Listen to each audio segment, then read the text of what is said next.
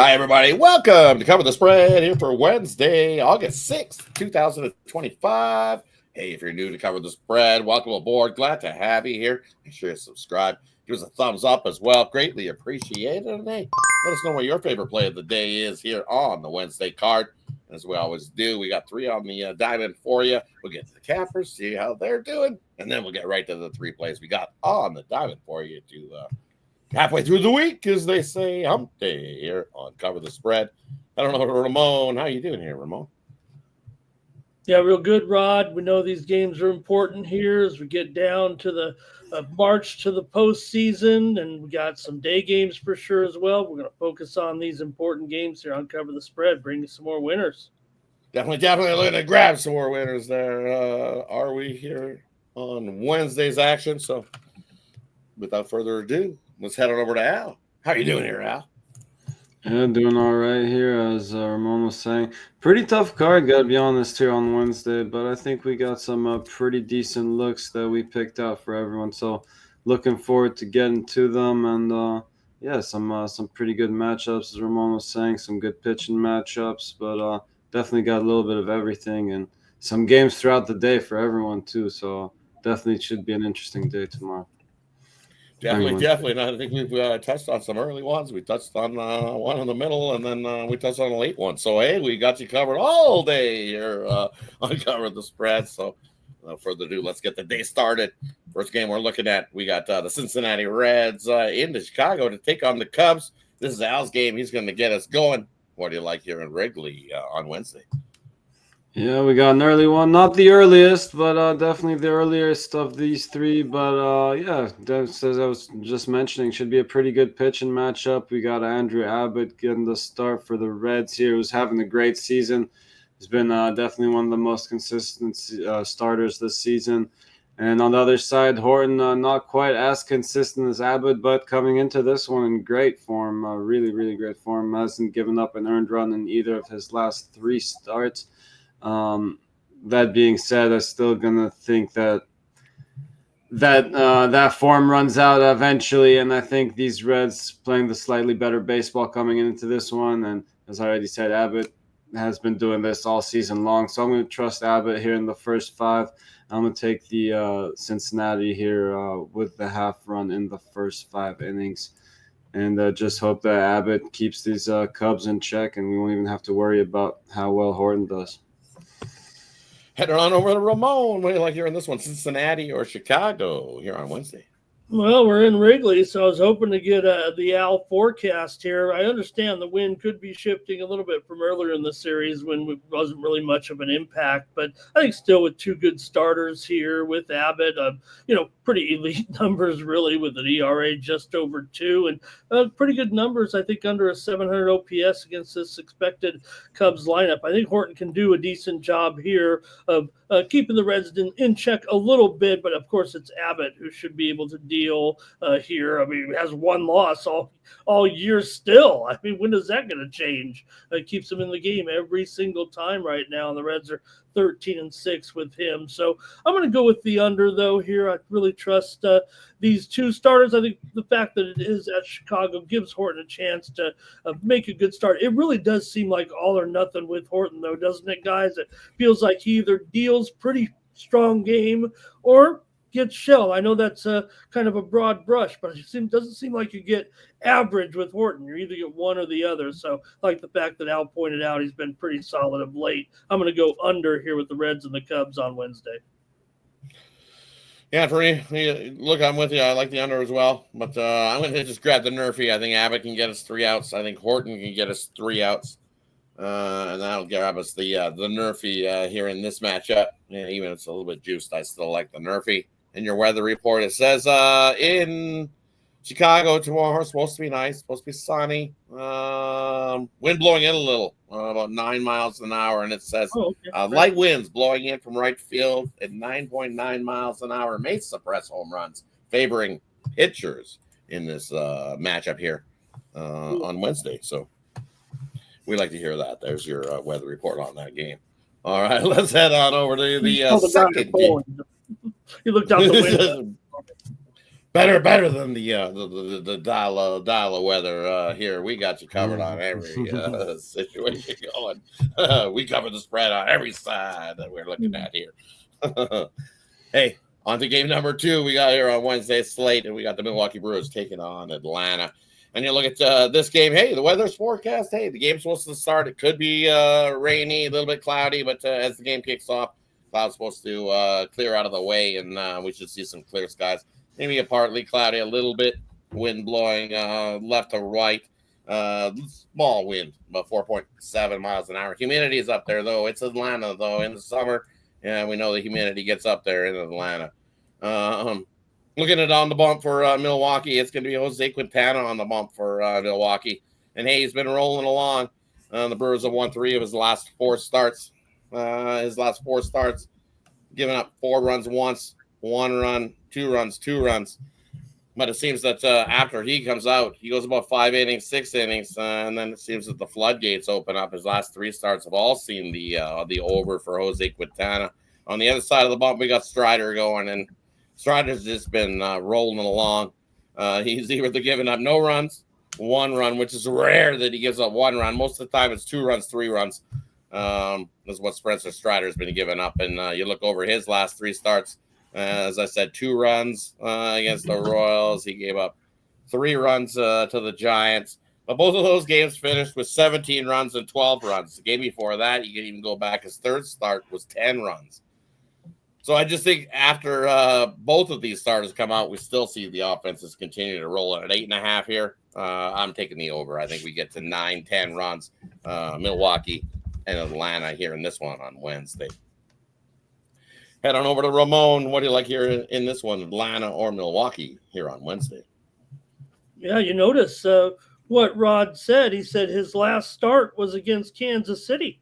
That's because we just ended up, he warmed up, remember, for the big Speedway game and, went through the whole process and ended up not pitching because of the bizarre situation with the rain there. But, man, it's hard to go against this Milwaukee situation right now. They just seem to be on fire here, and these starters continue to crank here right now. So I got to keep riding at this point with the Brewers. They seem to have Atlanta's number a little bit right now as well. So Brewers won that first game 3-1, looked very strong again. Atlanta really just couldn't get the bats going once again. It looks like that's where they're really starting to fall here as they continue to. They're not in it anymore. We know that here right now. So with Quintana's steady output, Milwaukee's great bullpen too. I've got to think they'll take care of him in this game here with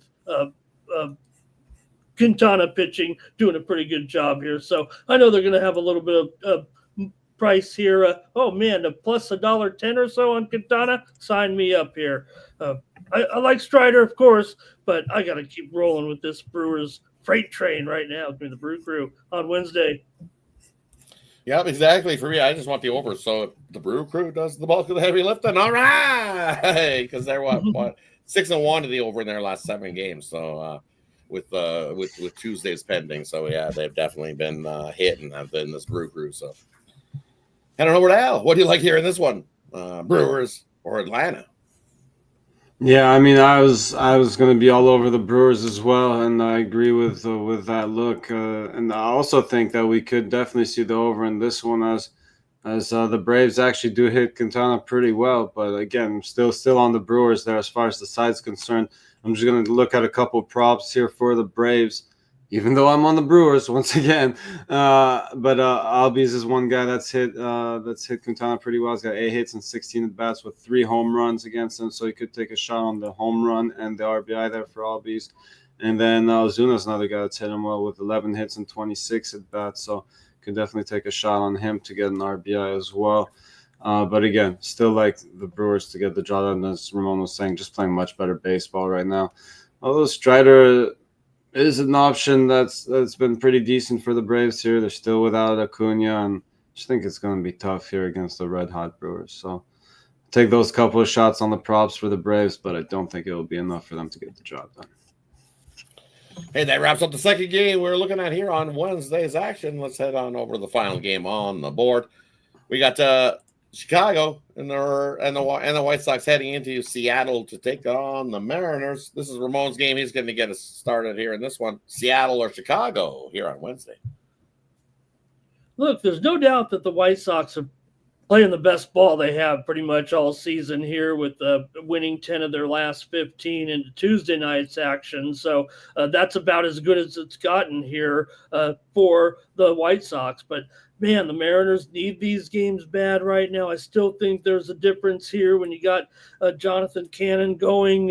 He started to slip up here, it feels like, a little bit right now. And Kirby, this has been a process for him kind of to get it back. Of course, he's had the control that we know from Kirby, but maybe the numbers just haven't quite been there. Still, Seattle does pretty well in this series, winning 9 of the last 13 meetings in the series and taking 5 of the last 6 at home. So I'm going to roll with Seattle here on the run line. You're going to have to lay just a little bit here, probably upwards of $1.25. I think you guys are telling me. So I'm going to try him here on the run line. I acknowledge that it's been a pretty good couple of weeks for the White Sox for sure, but they're still averaging 3.4 runs per game. So as long as Seattle can get those boppers going a little bit, I'm going to take them here and lay the run line against the White Sox on Wednesday.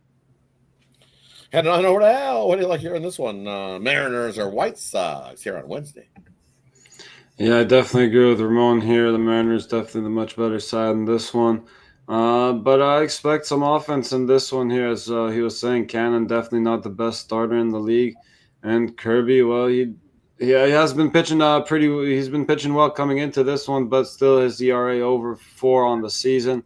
And now I do expect him to have a good start here against these White Sox, but I could still, especially coming off a shutout, I could definitely see him giving up 1 or 2, and I think that'll be just enough to get us over this total that's set pretty low here, in my opinion, 7.5. It is juiced, but I think Mariners may be probably doing the heavy lifting, but I think we get just enough offense out of the White Sox to get us over this total as well. Yeah, for me here in this one, I'm going to take the team total of Seattle up and over. I think Jorge's starting to round into form. As you say, look what he's been doing over the last month. He's 4-1, 3 ERA. And well, on the other side of things, Jonathan Cannon hasn't been so pretty. He's sporting that 5 ERA over his last few starts and been getting roughed up. And I think the Seattle squad that we know against right-handed starting pitchers, they trend to the over as well. 50-30 this year to the over in this one. So I think the Seattle team does the bulk of the heavy lifting. I think we've seen this matchup. It was last year. It was Kirby went and Seattle got the win. It was 10-0 in that one. I think Seattle can get over their team total here in this one against Cannon, doing the bulk of the heavy lifting. So give me the team total of the Mariners in this one over the total. Hey, that wraps up Wednesday's 3 games we got covered for you. As always, let us know in the comment section below what about you think about the 3 games we covered here today. And as always, let's do a quick little recap before we head on out. First game we looked at, we got the Cincinnati Reds taking on the Chicago Cubs. This is Al's game. He says grab the Reds there in that matchup. Next game we looked at, we got the Milwaukee Brewers taking on the Atlanta Braves. I like the over here. I think we see plenty of offense in this one. Take the over 8.5. Milwaukee, Atlanta. Third game we looked at, we got the White Sox taking on Seattle. This is Ramon's game. He says grab Seattle in this one on Wednesday. Hey, thanks everybody for tuning in. Appreciate each and every one of you that tune in to the Cover the Spread video with us every day. And if you're new, we're glad to have you as well. Shout out everybody. Make it a good one. And do what we always do here, and that is cover the spread. Cover the spread. Cover the spread. Spread.